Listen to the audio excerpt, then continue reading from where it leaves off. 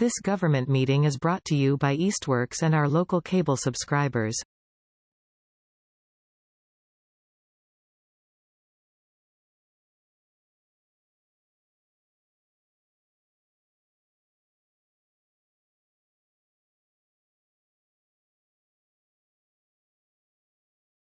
This is the property committee meeting, February 5th, Thursday evening at 6 o'clock.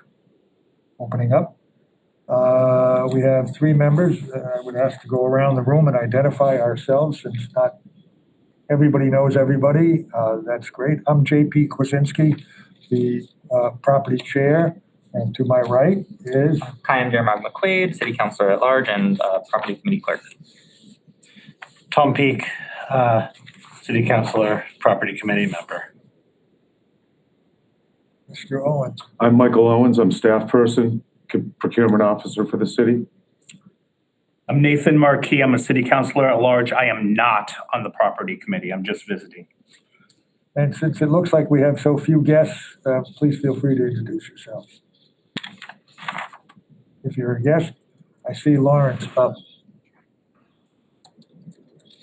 Yes, sir. I'm Lawrence Rome, and I am with the Farmer Veteran Coalition.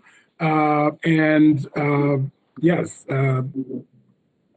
glad to be here and look forward to engaging in the Easthampton community in the very near future. Very good. Good evening. I'm Heather Tackle, a colleague of Lawrence with a nonprofit called Renewal Initiatives, and have been working on a proposal for the subject property for tonight's meeting, I believe, is why we're in attendance, the town lodging and farm. And I'm based here in Massachusetts. Thank you so much. I don't see anyone else, so we had an opportunity to introduce ourselves. I appreciate that. Are there any minutes? No, we don't have any minutes to work on at the moment. Is there any public speak? Would anyone like to, from the public, care to speak? Seeing none, no public speak this evening. Our agenda item this evening is the subject property. That's the 75 Oliver Street town lodging house. It served for something 100 to 125 years of service as a place of refuge for folks who needed a place when they were down on their luck. It's had many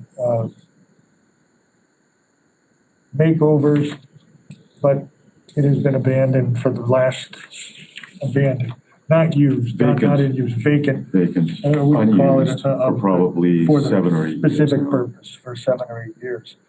So that leaves us with the task of now dealing with it. It does have under the, there are several restrictions on the property itself. There's a historic preservation restriction. There is an agricultural preservation restriction. And there is currently an affordable housing restriction for the next, through about 2029 or 2030. Do you have an exact date on that? I don't. I think Allison has that information, Okay. and she's not here this evening. So that sets the framework. In order to deal with public property, there has about 54 acres, I believe, of land Total here. about 54, 55 acres. 55 acres that the city owns. It's on the intersection of Oliver Street and Park Hill Road. A lovely section of the community. Very picturesque, very much of a pastoral setting that makes a lot of sense. And I think people have grown accustomed to. There has been proposals for reuse. Most recently, there was a proposal from Valley CDC, and they had proceeded to try to do something with the property, but for one reason or another, they have suspended or given up their efforts. Michael, do you care to take us from there?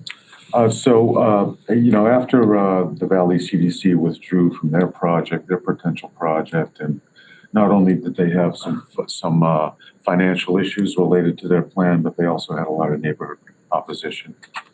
So they exited the scene, and we were approached by the Farmer Veteran Coalition, specifically Ms. Tackle, and they're looking to maybe partner with the city to buy this property and run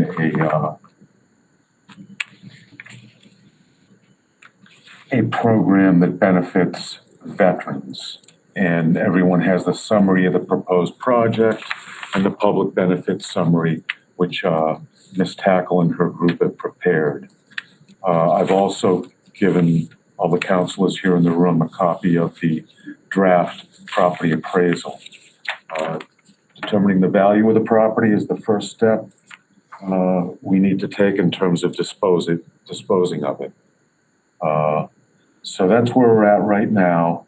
At the last meeting, we talked about the 4 or 5 priorities for this property. And those were consistency with the 3 property deed restrictions, the affordable housing restriction on the structure, the historic preservation restriction on the lodging house and the associated structures, and then the agricultural preservation restriction for the farmland piece. Then there's the proposer's financial capability and anticipated financial performance, including cash flow, revenue, expenses.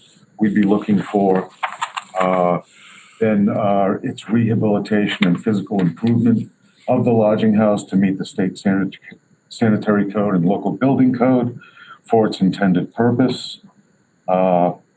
Next, providing a veteran-led agricultural training program for veterans by veterans, providing hands-on experience in regenerative agriculture, farm management practices, and related trades. Next, productive reuse of an underutilized city-owned property by returning it to an active and beneficial use, and providing a positive benefit and effect on the immediate neighborhood of Oliver Street. Those are the goals and the benefit categories we've identified as part of any RFP to dispose of the lodging house and the adjacent agricultural land. And again, at this point, the RFP has been drafted based on the direction I got from property committee members at the last meeting. That document is now with Allison Manuel, the planning director, and she's going through it from her perspective as the planning director. And I told her to be as mean as she wanted and to revise that and use as much red pen as she wanted. Just trust her judgment. She's a very smart person.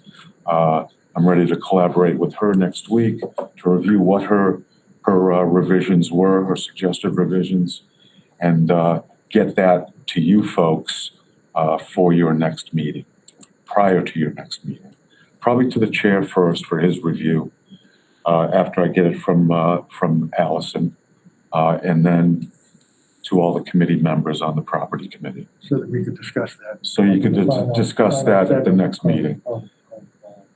And the only other thing I'd say about maybe a couple quick comments about the draft appraisal, and I just did some quick research. The only comment I have regarding the draft appraisal, and I talked about this at our last meeting, cropland in Massachusetts, according to this, page 9, gets an average of about $118 an acre in 2024. Nationally, average rental cost for cropland is about $160 an acre. I don't know if that's low or not. We have a very small market here in Easthampton, so I'm generally, I am not an appraiser. I'm not an assessor. Generally, I would lean on accepting the draft appraisal as it's been presented to us. It seems reasonable to me. They've tagged the value of the property. They, meaning Bonds and Company, Inc. Real Estate Advisors, have tagged the property's value at $47,444. You know, that seems reasonable to me. One of the goals of this disposition is not to get as much money for the property as we possibly can. I think our plan, and this is really up to the property committee to decide, that the goal here is really a public benefit, an affordable housing public benefit, and a veterans training program that really addresses all aspects of a veteran's life, their self-esteem, how they fit in with a community, what their current skills are in terms of farming, and then developing those skills so they can then go on to become future farmers of America, whether it's here in New England or out in the Great Valley in California or Ohio Valley or wherever they eventually end up. We all know that food requires farms. You know, the food doesn't, you know, it doesn't come from a truck, it comes from the land. So, you know, the city is very interested in exploring this potential project with Heather and her collaborators. There's a lot of moving parts to this. Accepting the appraisal, thinking about the proposed project and the public benefits that Heather has outlined, thinking about the goals and objectives of an RFP, again, going back to public benefit, and then developing the other parts and pieces of the RFP that the law requires we include when it gets issued. And that would be a draft purchase and sale agreement in some similar form to what we would think it would be at the conclusion, at the disposition, as well as all that information we have on the property that has to be bundled in that RFP to provide proposers as much information about the property as possible. We'll also do a site visit as part of the RFP. But all this starts with our conversations here in the property committee, your meeting the members' preference on how to move this forward. I've had conversations with the mayor regarding this. He has no interest in appointing a separate committee to develop this RFP. I think he has confidence in the members of the property committee to undertake this task. It is not as complicated as the 3 school buildings, where we had a very comprehensive and long process to develop that RFP. This one is a little more straightforward, and based on what Heather Tackle and her collaborators have proposed, it seems like just a really nice match to this piece of property and its historic use as a town lodging house and a self-sufficient farm to support the folks that stay at this lodging house. So that's where I'll leave it right now. Again, I've drafted an RFP. It's just the meat of the RFP, meaning the legal notice, our goals and objectives for disposing of the property, the minimum criteria, and the conditions under which we would evaluate the proposals. I still need to gather all the existing information we have about the property, as well as a purchase and sale agreement, as well as some parts and pieces of this RFP that really are going to come together, I imagine, over the next 60 days. Is my guess. Thank you. So that's where we're at on this point. That's kind of like a drawn out, a little more than a thumbnail sketch. Heather, do you have anything to add?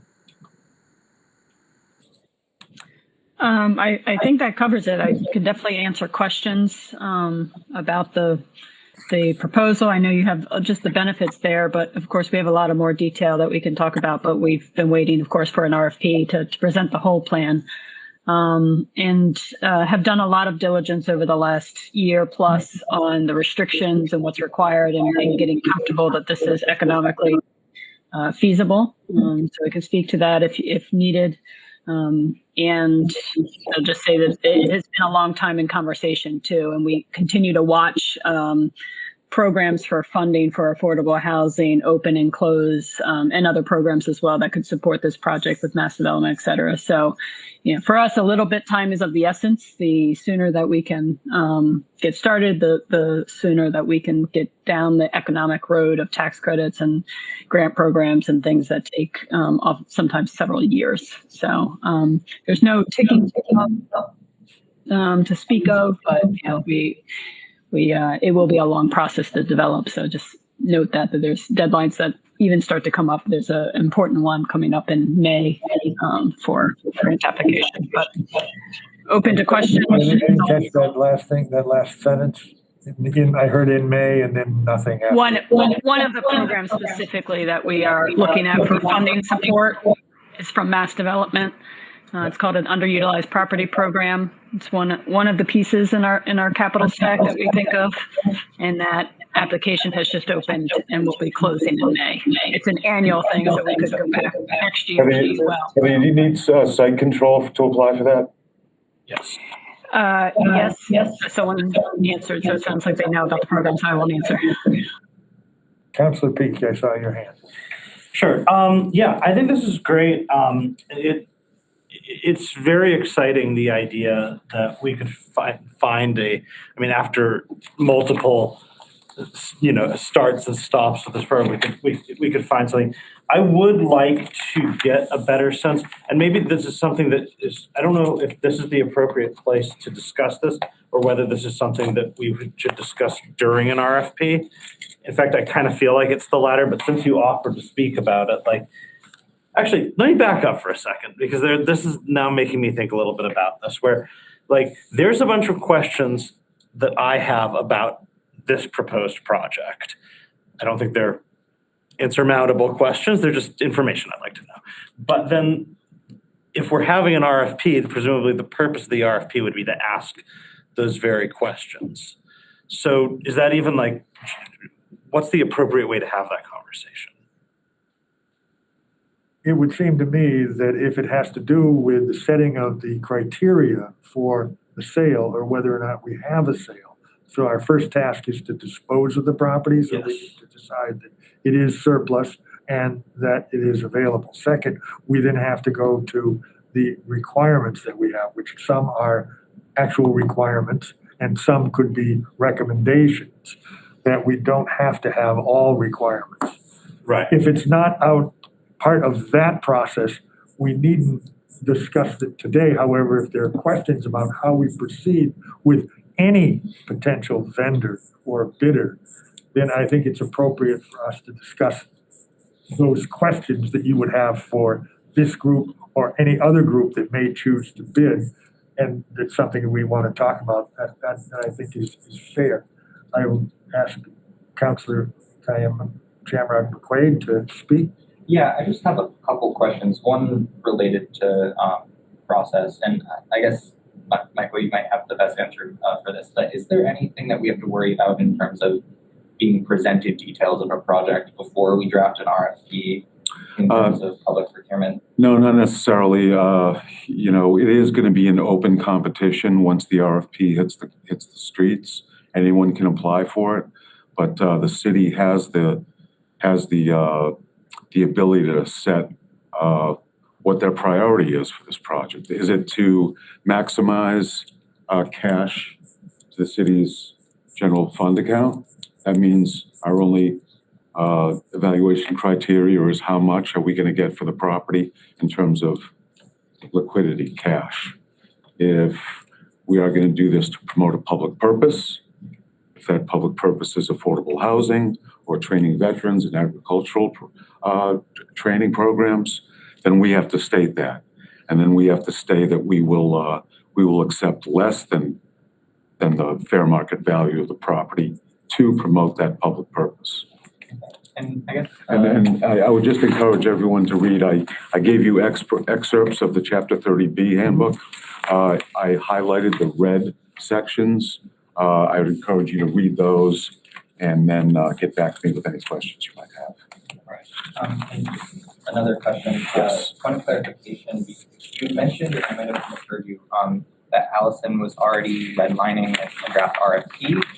Did you mean to say RFP or did you mean to refer to this document? No, it is an RFP, Okay. based on the last meeting of the property committee, where I was given, minimum qualifications were proposal must be financially capable. They must comply with the 3 property deed restrictions that are associated with the property. And then the evaluation, those are the minimum criteria. Right. Then we have the evaluation sections. Nothing is set in stone. I've drafted it. Allison is looking at it. Then the committee has to look at it and be comfortable with it. Right. In terms of adding or subtracting from what myself and Allison have identified as the evaluation categories. Minimum requirements to make the cut, to be evaluated, and then the evaluation categories. Has planning reviewed the appraisal and? They've seen, Allison has all of these documents, Okay. yes. Councilor, you had the floor and recognize. No, it's fine. Yeah, okay, so that's cool. I don't know if that answers your question. I think it does, right. I think what I'm saying is I think what I was, where I was going with this is that like Heather had suggested that she's open to me answering or to answering some questions about her specific program. And I have some, and I think it's a really interesting thing, but I think it feels to me like the proper way to do this sort of thing is to focus more on the process and then make sure that the right questions are asked in the RFP, and that way anyone can answer them, and we have that opportunity to do that then. Is what I'm how I'm feeling. Yeah, we're looking my for the first read. proposers to really be comprehensive in their response to us so we can Yes. properly evaluate it. Right. We're gonna ask for information. I don't know if you call them questions, but yeah, I suppose they are questions in terms of how does the proposal speak to improvements to the neighborhood? Does it take away from the neighborhood? Does it add to the neighborhood? Right. Stuff Yeah. like that. Right.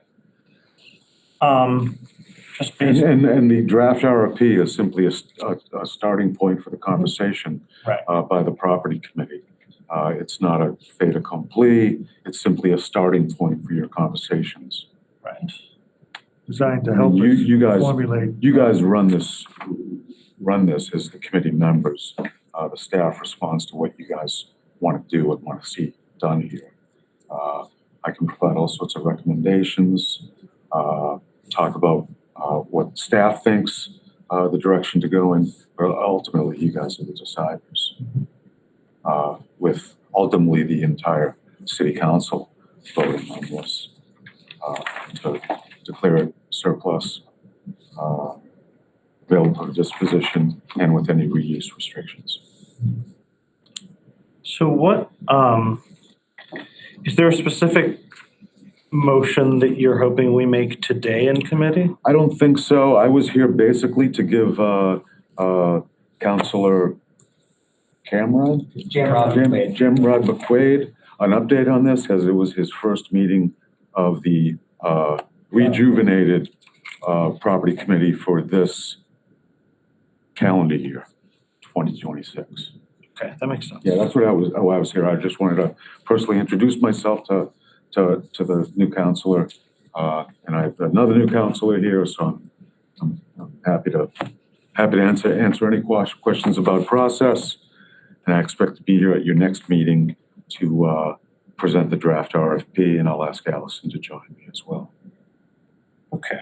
So then if I understand correctly with this process, because I am sensitive to the fact that there's grant timelines with these things that we've seen with affordable housing projects. We've got a bunch in the pipeline that the only thing holding them up is like the state's stupid, excuse me for saying stupid, but like it is stupid. Like not that they're stupid, but their process and their timelines are stupid. So with that being said, like, I think, We'd like your money, but. please give us your You're a money, but stupid also please process. create a better process for giving us Yeah. your money. Like, It's our money. it's our money. Yeah, it's like, I paid plenty of it. But like, the point is, my understanding, just being sensitive to all of that though, is that the first step in the process is declaring the property surplus, right? So it's funny, I served on property in my first term as a counselor, and then I served on property last term, but we didn't do any of these last term. So I've never actually done one of these before. I've seen them come out of committee, but what I'm, I guess, wondering is what are the steps that we need to take to declare a property surplus? There are certain standards, I think, that to be sure that there's no other agency of the city or organization or part of the city, if I understand it correctly, that has an interest in the property or in reusing the property. The state doesn't want us, I think, the way I read this material, to declare something surplus and find out, oh, this organization. Parks and Recs wants to do something there. Yeah, exactly. Or the highway department thought it'd be a great spot. Some use that becomes. Senior center. Sorry? It could be the new senior center. Could be the new Yeah. senior center, right. Okay, so So yeah, the step one is declaring the property available for disposition and identifying reuse restrictions. okay, That's step one. that's before declaring it surplus. It's part of declaring it Part surplus. of, so Available for disposition. available for disposition. So what are the criteria for us to decide that something is available for disposition? No other city departments needed or wanted. Okay, do any of them need it or want it? No. Okay, So do we just move that? Is there, do we need formal acknowledgement of that from somebody or? I can, I've I can- never gotten it in any of the items that we've sold. I can ask Greg about it. Greg is building operations, Yeah, so he would be the person to, probably a to do the reach out. document from him. would Yeah, be saying helpful that no other says, city departments other believe city this is a department useful or, As, yes. you know, there were. this does not have a reuse potential for any other city departments. I mean, I feel very confident in saying that there's probably no city departments that want a building that has 3 separate deed restrictions on it or a property. Well, 2 deed restrictions, but and then the agriculture. the agriculture, yes. It's just on the. I ag stand land. corrected. Yeah. Even those 2, like the Mhm. city is not current, maybe someday we'll have a affordable housing trust, that would be sweet. But right now, the city's not in the housing business. No, we don't And make good landlords. Even if we decided to do something like that, I don't think that a building with a just affordable or with a historical preservation restriction and, would be necessarily the proper, so on. Like, we don't currently have a city department that is looking to do any of that. And we don't have a city department that does agriculture either. No. So I feel quite confident, but yes, for the purpose of process, it probably makes sense to just have Greg I can speak to Greg about that. Just a document, a letter from him. send out an email to the department heads, say, does anybody have an interest in this? And if they all say no, then does that sound? We've covered that base. Yes. Are there any other bases that you saw that should be addressed? No, I don't believe so. I don't either. It's just a question of finding the time to bring together all the supporting documents that describe the property. That means all 3 deed restrictions, any maps, any capital reports, condition reports for the property. We want to really wrap that all up into one package and bound it all up with the RFP. That's more of an administrative task. Yeah, that's on me. For the yeah. mayor's office.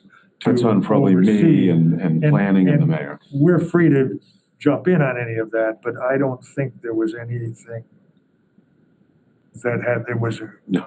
council role in that regard. No. the way Well, I saw it. I do think that, and I'm clerking the committee, so I'm happy to reach out and coordinate this with you, but I think it might be good to have that available to the committee, like on a Google Drive folder too. Oh, yeah, So we all yeah. have it in one place. Mhm. Makes sense. I'm particularly I am concerned about the deed restrictions and actually reading those and having them available in a clear fashion. Yeah, those need to be part of the RFP. They need to be part of the RFP. As supporting documents or Look them over. appendices. I'm thinking of the original deeds. And do we need some? Do you need any research done on that? What was the property put in? How did the city acquire the property way back when? And what were the terms? That's a document that I think we should be able to have access to. Well, if you need I'm any help presuming with that there's nothing in there that prohibits our reuse of the property.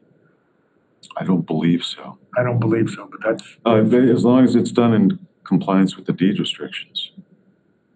that's the subsequent deed restrictions that were put on, but in compliance with the deed restrictions.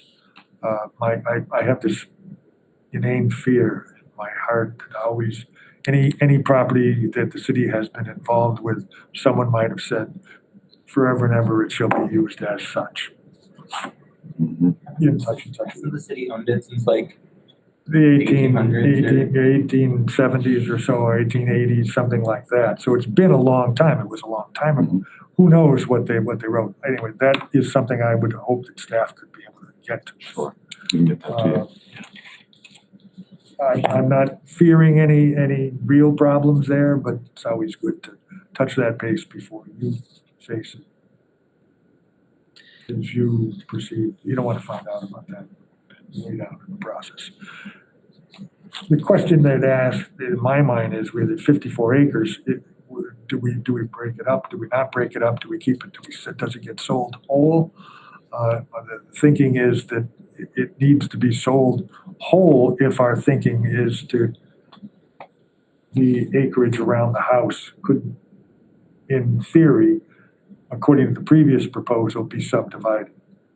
Valley CDC had wanted to subdivide the property, taking over the 2 acres approximately at the house, if I recall correctly, and leaving the 52 or so acres to the city. That is one way we could proceed. I don't think with the kind of proposal we're working on, it makes sense to proceed that way, but I did want to put that on the record. Yeah. I mean, this brings up a broader question, I think, which is,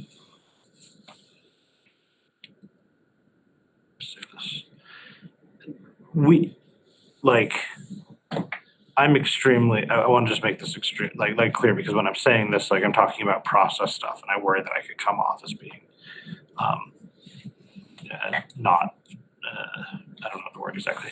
I come off wrong, let me put it that way. I think. But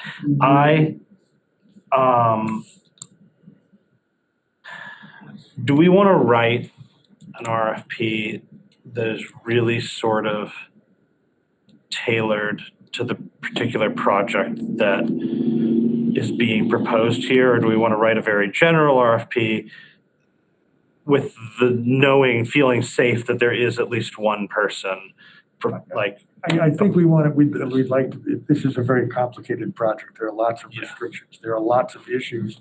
There are lots of financial savvy that's going to be required. There's a lot of financial unknowns as well. And a lot of unknowns that someone has to be able to deal with.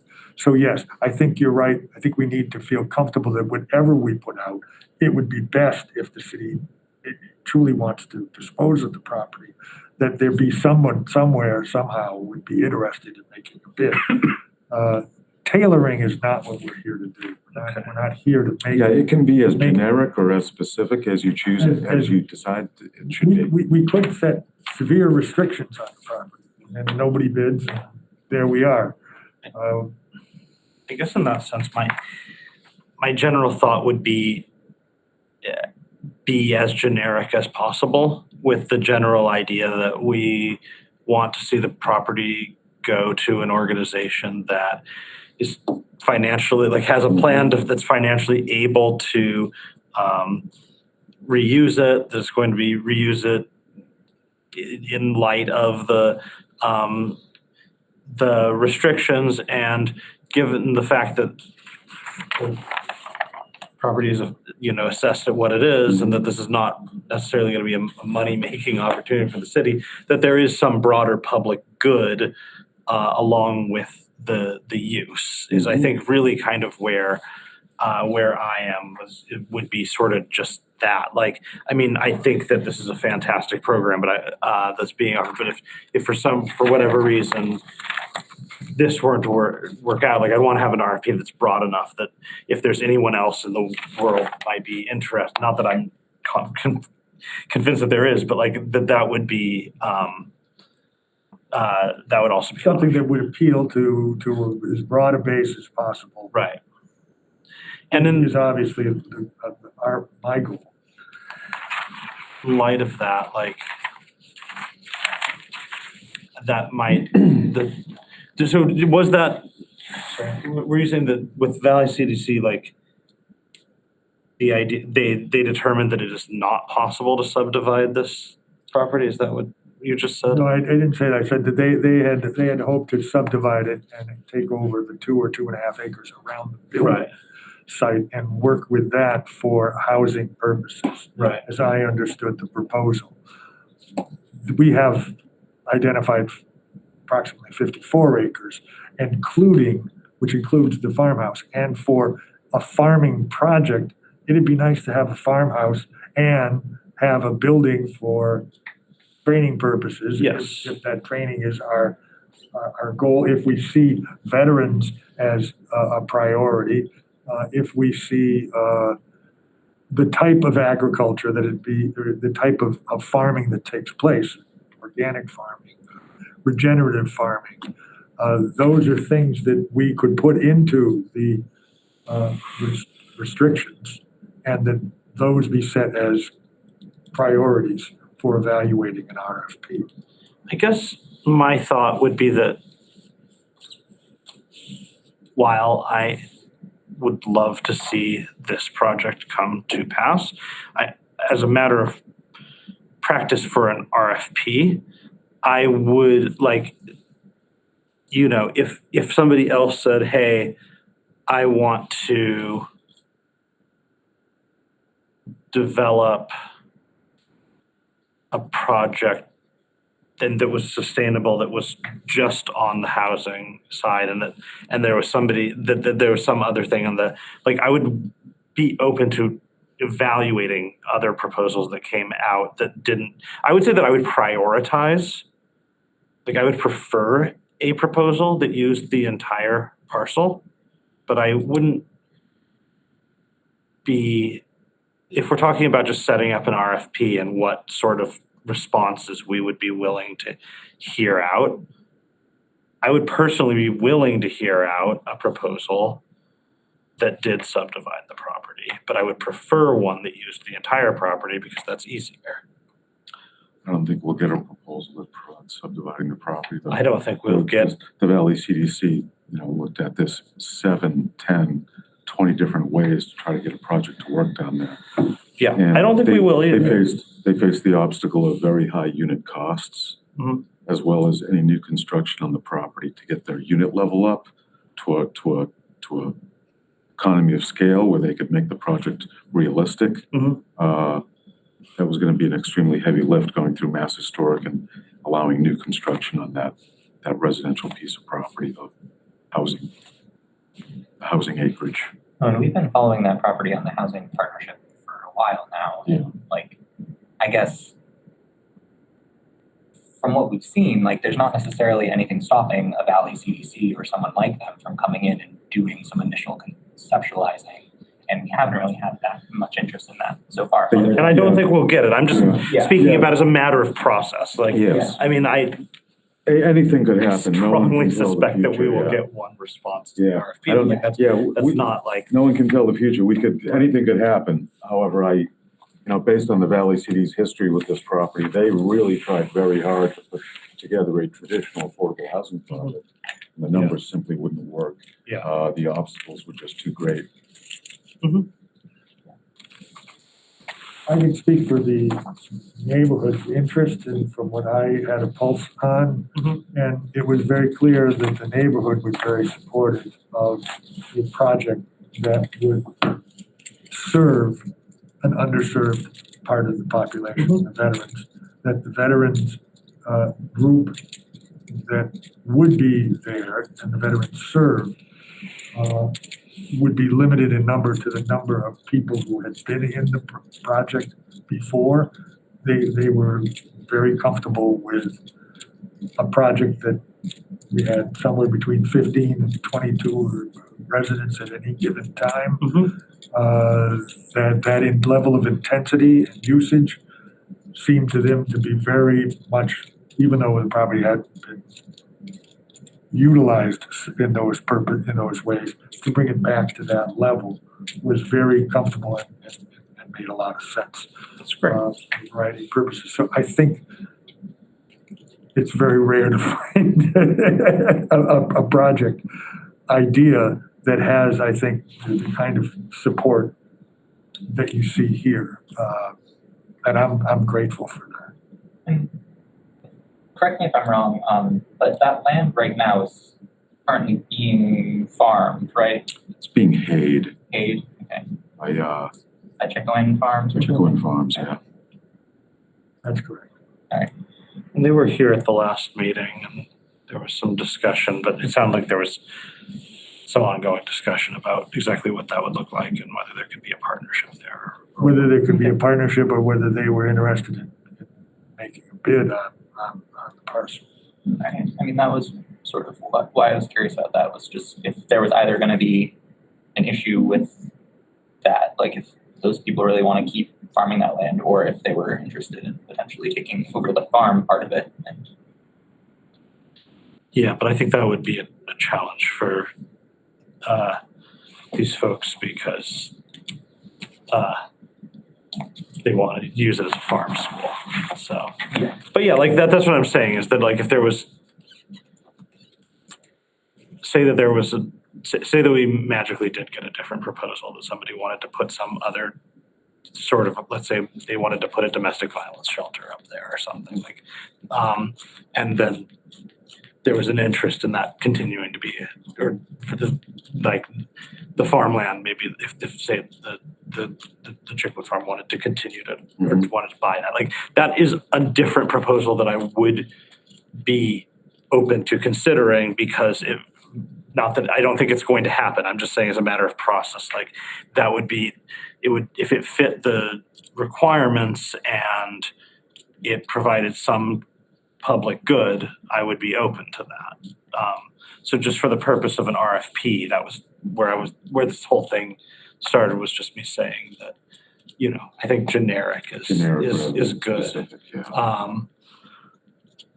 But I think that we certainly, I mean, I'm excited. I'm very, just, this property has been, my entire time as a city councilor, this property has been one that we've been trying to figure out what the long-term approach is. And I think it's exciting that there's somebody that's proposing something that appears to be viable and to fit all of our requirements, so. I have a couple more questions. Sure. So in your email, you had mentioned that this appraisal was paid for by the Advocates for Human Potential and that they were a potential proposer for the property. Can you explain, like, are they affiliated with the Farmer Veteran Coalition or like The appraisal company? Or- Not that I'm- I mean, Advocates for Human Potential, so who paid for the appraisal?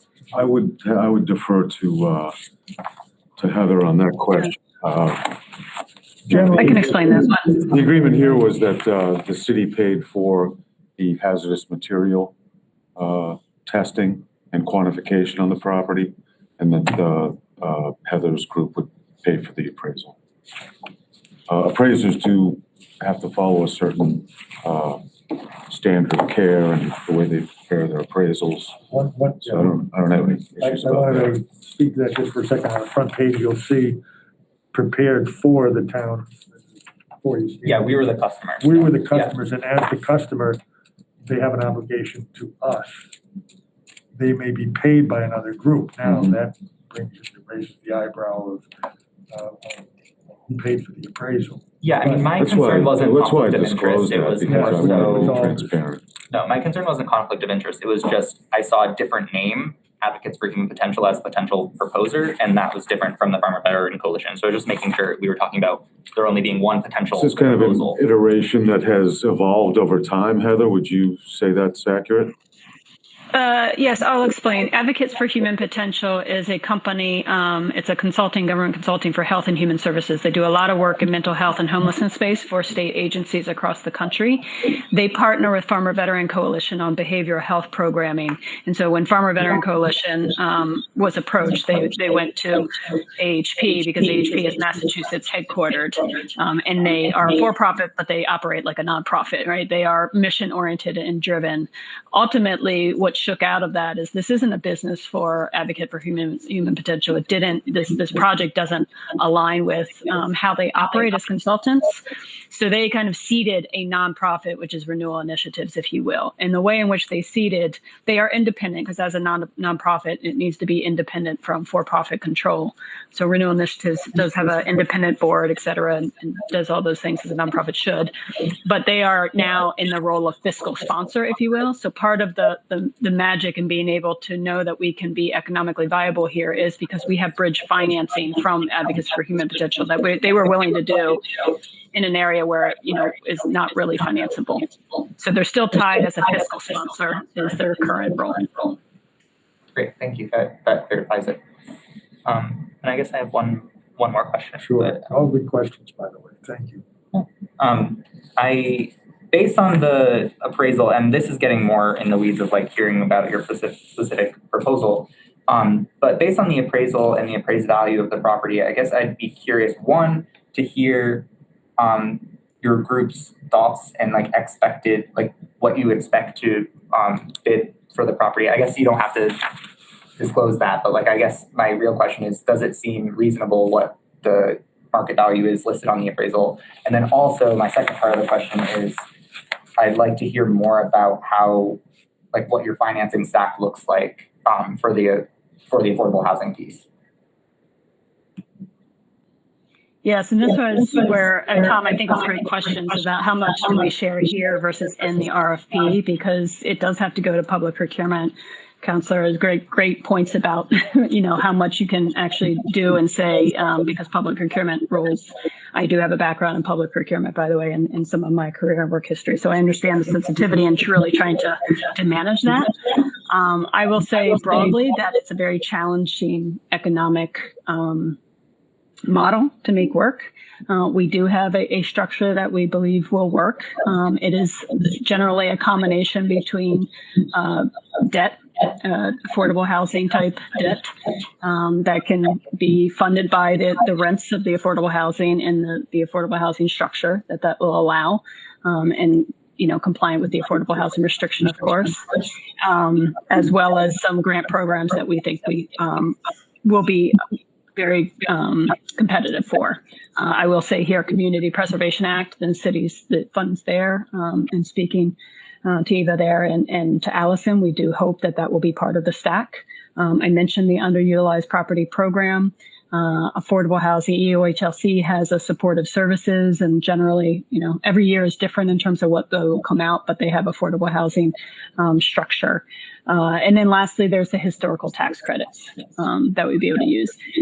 We keep open low-income housing tax credits as well, but it's a cost benefit, right? And they also require a lot of additional costs. In a project this size, generally, Valley will tell you and others will tell you, usually your sweet spot is more like, and Counselor, you might know this being active in affordable housing, you need about 30 units. And these days it feels like 50 units in order for low income housing tax credits to work. So we pulled that out of the stack, but we do believe there are other affordable housing programs that will also. We are squeezing the budget and what we've looked at for construction costs. It's way below what Valley came in at. We do believe it's possible at a much lower cost, likely because we're kind of scrappy entrepreneurial startup type. We're not, CDCs that have been, need to comply with low income tax credits and have a big bulk. and as well as, of course, we're downsizing and not having additional buildings and things that the neighborhood really just did not want. And it was questionable whether it could be done in the density zoning requirements for that 2.5 acre piece of where the buildings are. So squeezing the construction down, and there's some of it that we might just have to leave to philanthropic fundraising in a follow-on period as well. But we do see an economically viable stack.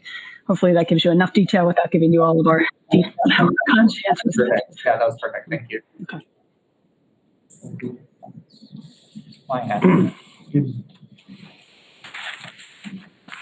Do I have a question? Yeah.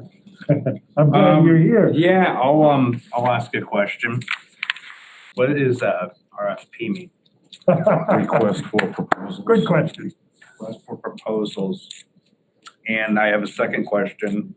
There have been other proposals for this before. Obviously, you alluded to that. Delhi CDC had investigated a potential affordable housing project at the old lodging house. Yeah. Just wasn't a formal proposal because we didn't put out an RFP yet. And they wanted to take a couple acres away No, they wanted to assume ownership of the parcel which the house sits on and leave the rest of the and city. leave the rest of the site as is. But they were also proposing additional construction on the parcel where the house sits, which was going to be a heavy lift in terms of Mass Historical Review. And I think this was alluded to, the city's trying to get rid of this or take it off their responsibility. We would like to- responsibility or We don't, the city doesn't have a specific reuse for this building. We'd like to see it be put to some reuse scenario. And this presents itself as the best option we have right now. and I guess my last question is, who is Valley CDC? Do they have like other things around here? Or?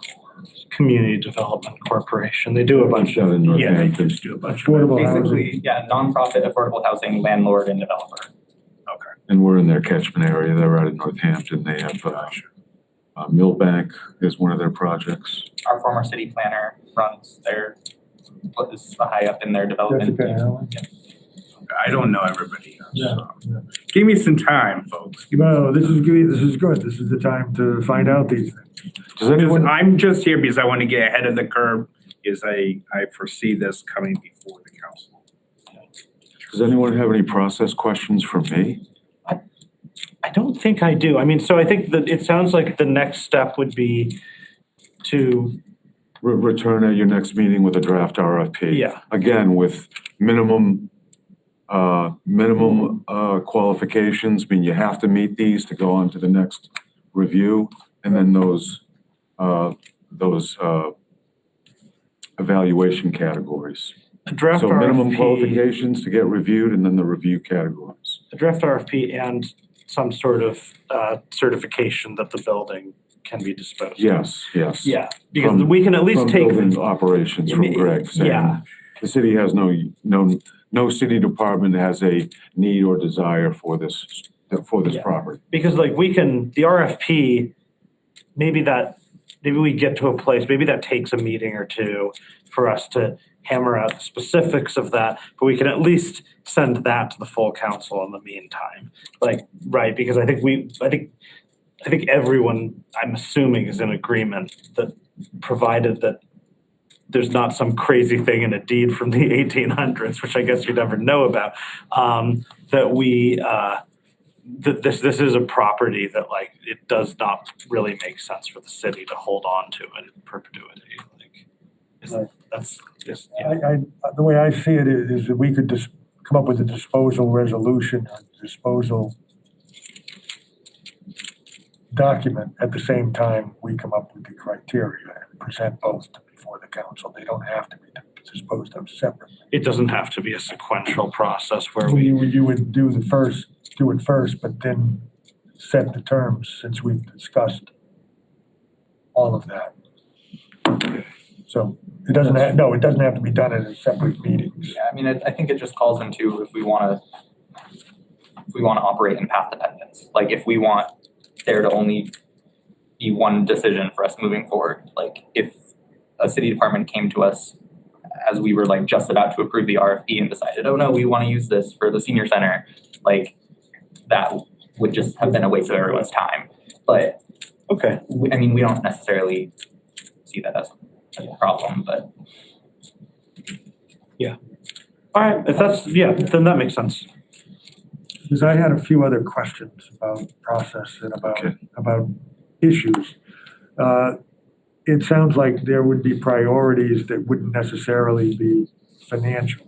So getting the most value for the dollar isn't necessarily the outcome here, but to set the public purpose for the property, that be maintained high on the list. In terms of setting a pilot or a percentage of value, either in the form of a percentage of value or a dollar amount, a pilot, by the way, is a payment in lieu of taxes.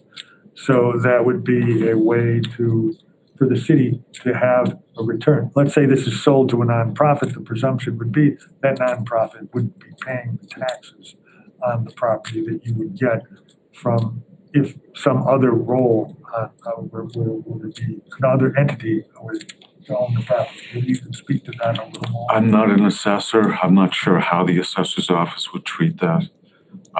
They've got to take into consideration these existing deed restrictions that are on the property. Right. That affects value. But I really don't know how the property would be assessed. I know that it would be, the proponent probably has a choice to either be assessed as a nonprofit with those deed restrictions or negotiate a pilot agreement. Right. There are several elderly housing, affordable elderly housing developments in town that pay us a pilot every year. Right. Split into 4 quarterly And payments, the other question becomes, should there be, about $16,000, $17,000 a year. should the city take a position that if there is, although there are public purposes, if we're to sell property to someone, that we ought to consider a portion of that amount be returned for taxes. I presume in most cases, folks are going to be looking for money. I would expect that there would be requests for CPA dollars by any group that were interested in this. So there will be further opportunities to contribute, but do we need to consider the possibility of having some sort of return on for the property for any, let's say there's increased police, fire, any services that might get provided? Or do we want to say, listen, this is all part of the public process and we're happy to do so without any consideration? I guess for me, it's like the property isn't currently providing any taxes. It's not like it's coming off the tax rolls. Now, if you say that we live in an alternate world where this becomes a wildly competitive process, and there's 2 proposals that are equal in all other senses. 5 proposals. Yeah, Five, but six. there's 2 leading proposals that are equal in all other senses, but one of them proposes a pilot and the other one does not. Obviously, I'd prefer that, but for me, it's, I mean, the assessed value of the property is, I mean, obviously it would go up if you made all of the improvements that you need to. If the plan comes to fruition, the value of the property is going to go up. Yeah. Is going to definitely go up. It's something I'd certainly, it's something that I would consider for sure in an RFP, but like, I think that there's a world in which I would prefer a project that had less or smaller or did not propose a pilot over one that proposed a more considerable one, because I thought that project was better aligned to actually operate in that space in the context of all of the deed restrictions and provide some level of public good. That being said, like, you know, we're in a tight fiscal spot, so I'm not going to say like we shouldn't consider that as a factor along with kind of like, how is this beneficial to the neighborhood? How is this beneficial to the community? How is this, you know, beneficial as affordable housing? You know, these are sort of the questions. You know, I want to see something. You got to kind of find a unicorn, and it's cool that we maybe have to find a project that actually is going to meet all of the restrictions that are attached to this parcel. And my main thing is finding somebody who can do that and can do that successfully, so that we're not just back here doing this again in 3 or 4 years. But certainly, in the case that this somehow became competitive, I would prefer a project that we got a little bit of a pilot from versus one that we didn't. Typically, pilots are not in the amount of the tax obligation that someone would owe. Let's say the project needs to rebuild, it's worth $5 million. I don't know, which was invested money that anyone buying the property would spend. Well, then typically the city would be getting some sort of taxes if it were other than a nonprofit. With a nonprofit ownership, my guess would be that the city would have no benefit or no ability to offset any of its costs, which we need to acknowledge could very well be the position that we want to be in.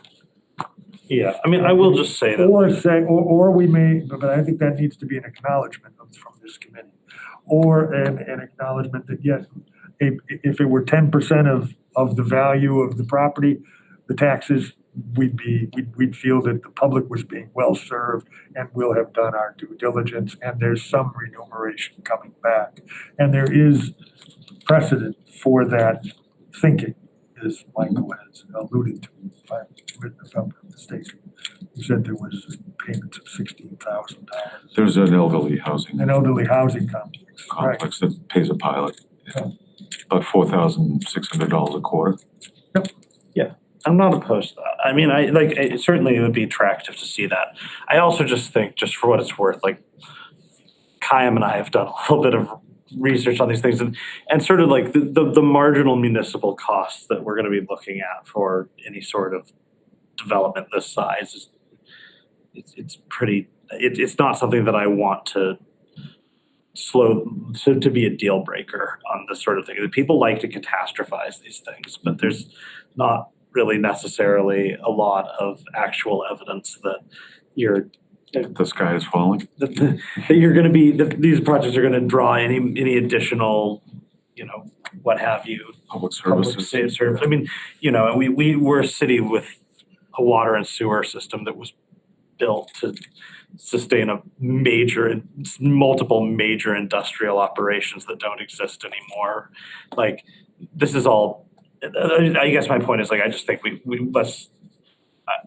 I'm never saying no to somebody, you know, wanting to pay a pilot. I think there's a handful of nonprofits around here that I really wish would, but I also, that's not a deal breaker. It's a perk.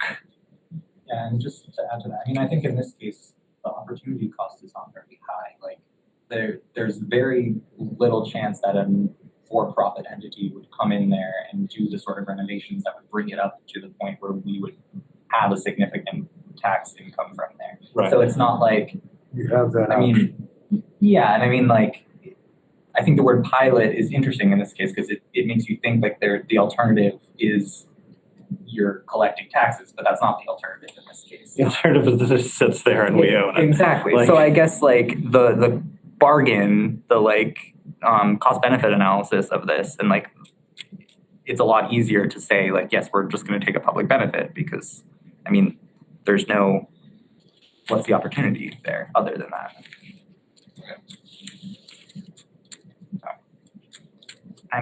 I feel good about it so far. I feel good about it. Also, I think I await the draft RFP that you would be suggesting. I presume that anything that you would present to us would be acceptable to the mayor, of course. He'll be seeing it. I think he's seen the draft. He might have been copied when I sent it to Allison. He's comfortable based on our last conversation, and I haven't deviated from the direction he gave me at the last meeting here at the property committee. And then we could get into the details of the final wording. Yeah, and I mean, I guess if you wouldn't mind sharing it ahead of time or just sharing your iterative Yep. draft, just, I mean, it As will soon as help I get me. it back from Allison, I Yeah, want to look at it myself, and then I'll get it to the committee. yeah, I just want to show up to the next meeting prepared, like having read through it and having specific questions.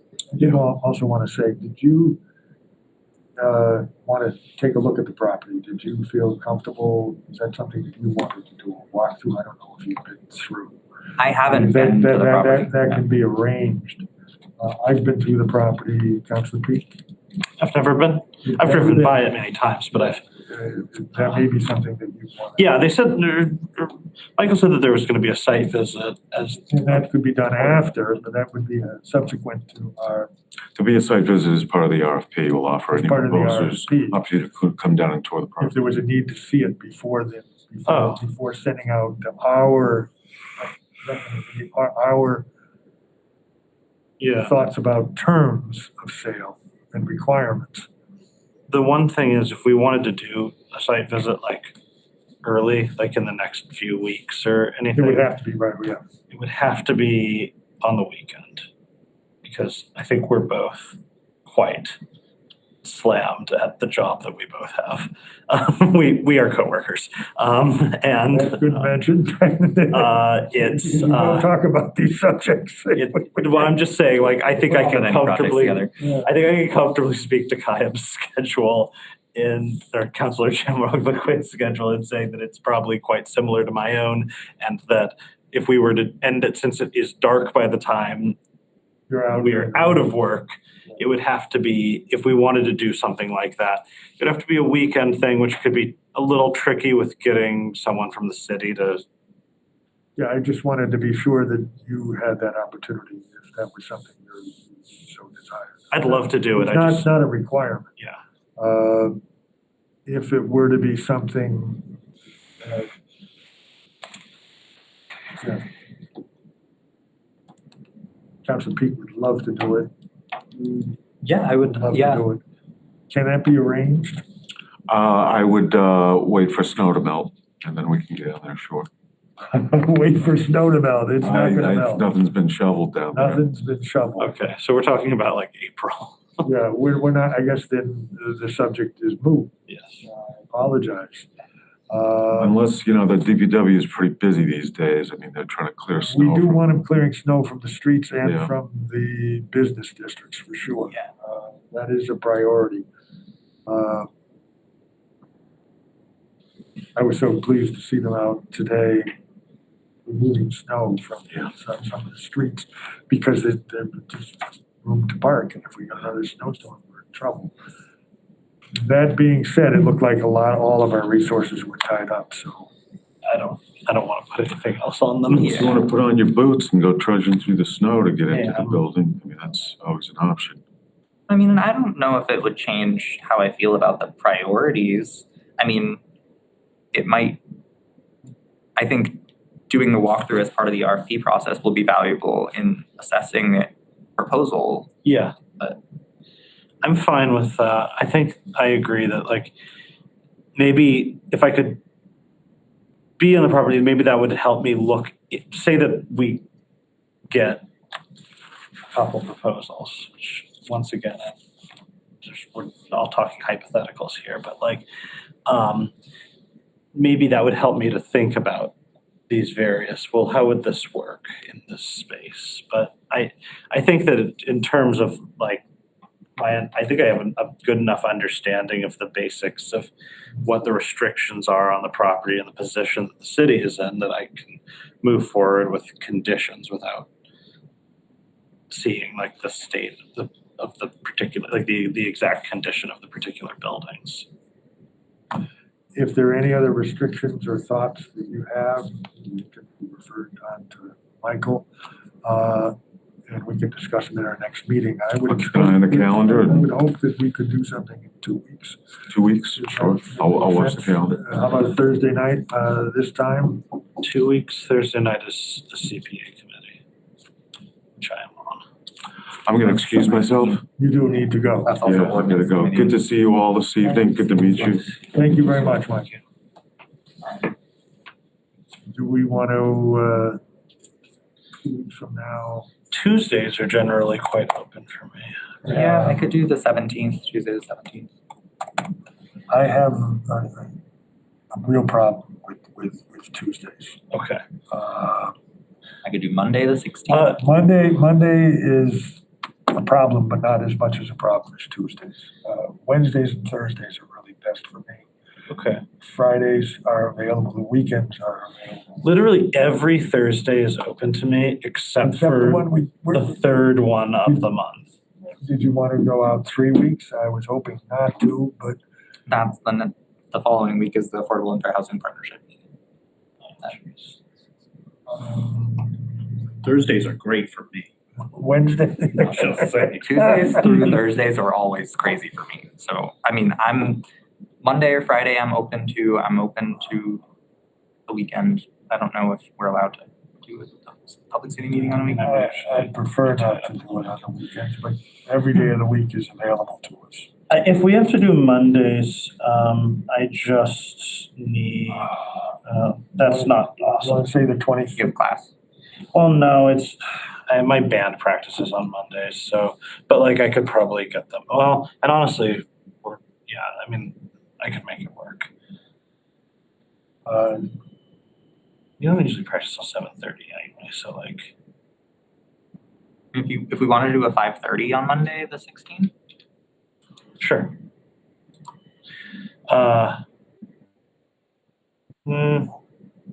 Could we do a 6? Just because like I'm just thinking I'm gonna be in Hadley that day.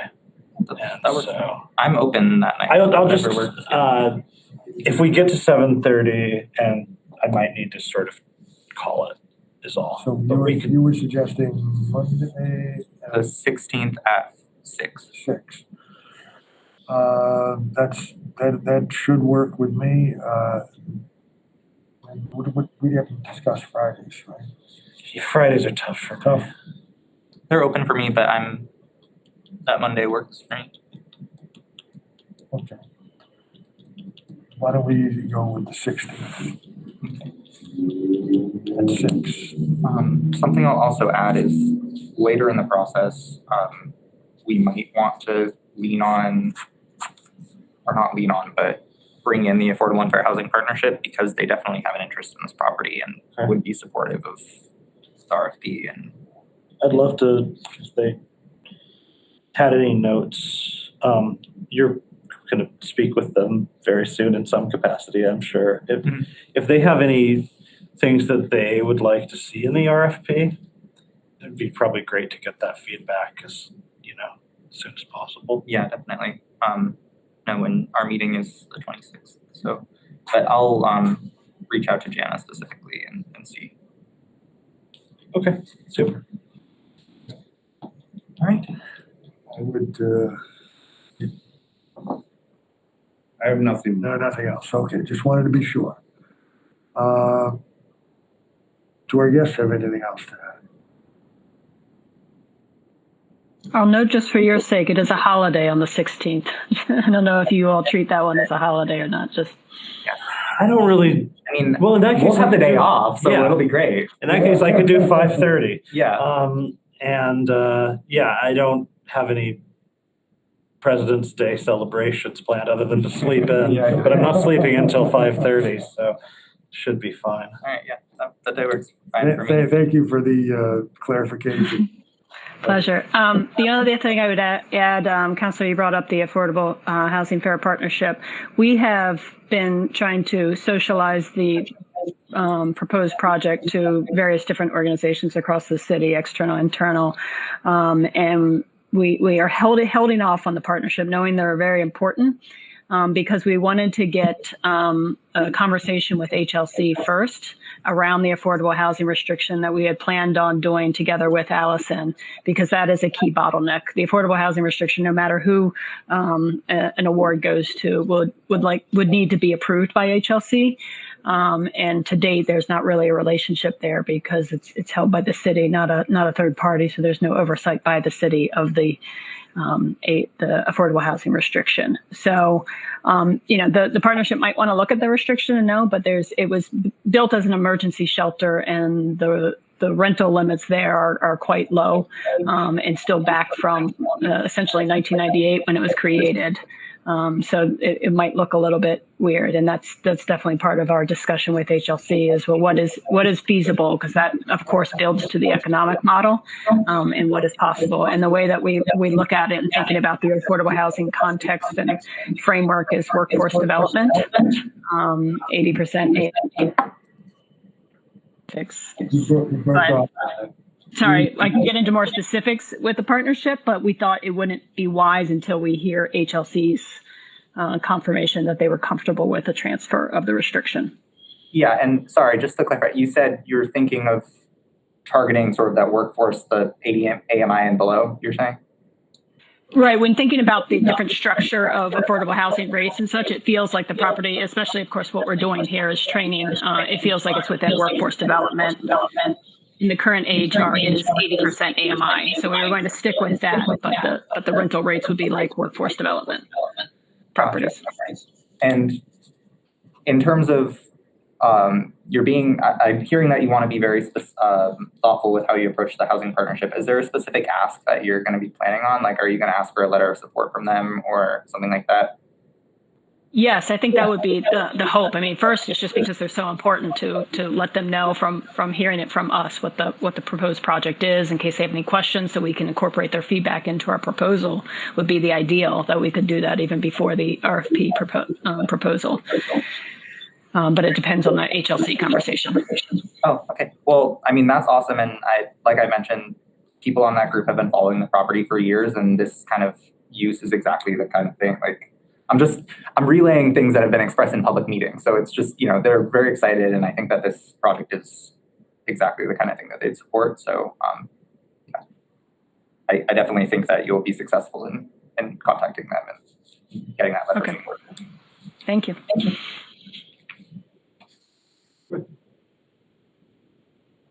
Thank you. I would entertain a motion to adjourn if we're covered for the evening. So moved. Seconded. Motion to adjourn. All those in favor? Aye. This meeting is hereby adjourned. This government meeting is brought to you by Eastworks and our local cable subscribers.